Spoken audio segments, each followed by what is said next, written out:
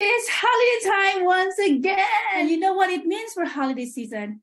It is time for family gathering. And I guess you are looking forward to your family gathering. But you might be one of those who dread this time. You are excited at the same time you're scared because you are going to meet that person, a family member that you don't want to see. So maybe there's grudges that you encounter, but you need to go. You need to join your family gathering. So please continue watching this video and find out what you can do to help lessen stress during family gathering.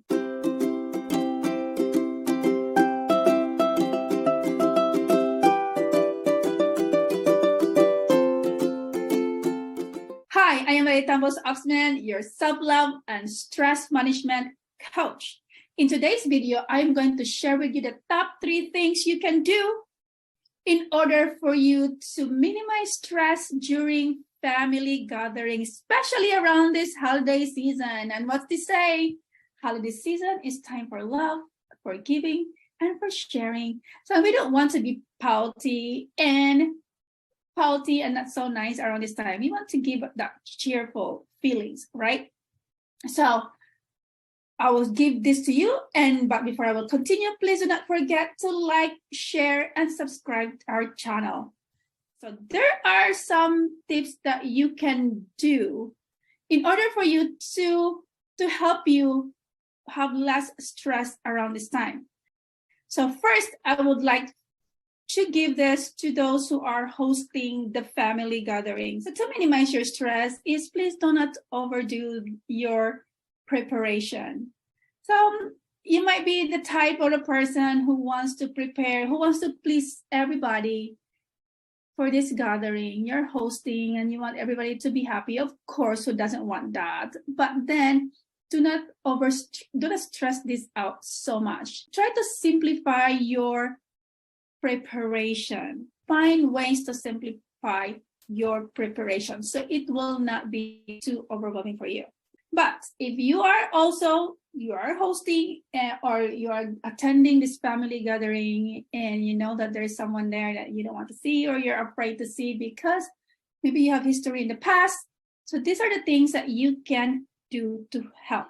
Number 1 thing you can do is recall the time or write down those instances that triggers disagreement during or around this family gathering. So maybe you experience like there is a word or a story that will trigger arguments. So try to write them down, look at the pattern, and create an action plan on what you can do if these things will come out, or what are you going to do so that things that triggers any argument in the family during this time will not happen. Look at it first, write them down, and then look at the pattern and create your plan of action so that things will not happen. So the next thing you can do is practice self-control. So you need to have your self-control. When things happen and it gets out, you cannot do anything anyways, arguments started and it started a heated conversations. So before it gets worse, so you need to practice here. This is self-mastery, self-control.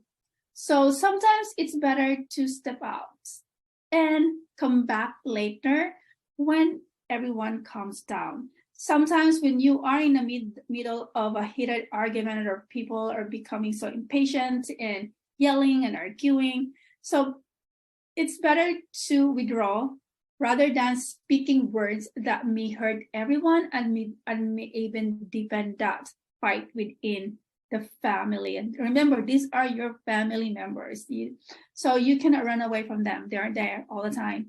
So what can you do is to step out and then reflect, cool down, and talk about it later when everyone are calm.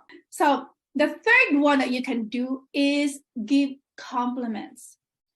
So do you have family members that maybe they are so negative. They always say something negative words and saying something not nice. And you know what's the best way to counter them is not to say another negative words, but to give them compliments. So whatever you say, but then you say like, I don't see anything that I give praise to this person.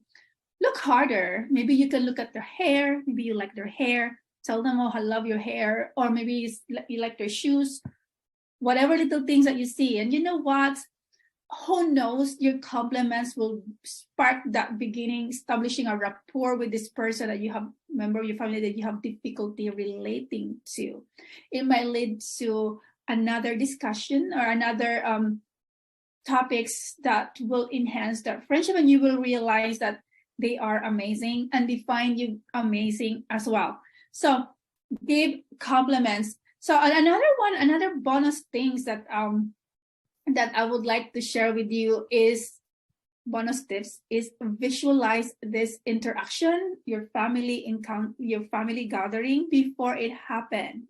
So you can have that in your head, the different situations that may occur, maybe your past experience, and how you can relate, how you can handle if things happen, if unexpected things happen. How can you do that? How will you control yourself? And all those different strategies that you can do. So visualize, and most importantly is pray for that event.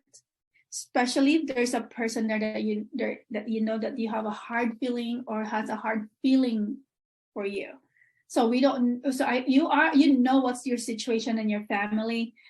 So visualize this and then pray. There is power in prayer, and when you pray for your family members, it's a positive energy that you are sending to them. And whether they like it, this energy will touch their lives as well. In the spiritual level, you may not see it, but you will see the difference on how you feel about them and how they feel about you if you keep on praying for them with your heart.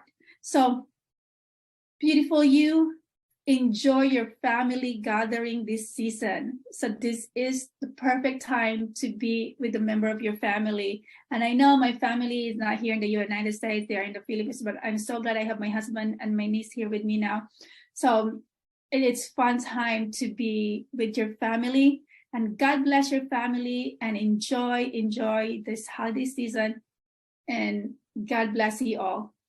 So for your sharing, what are the things that you do to help you navigate stress during family gathering?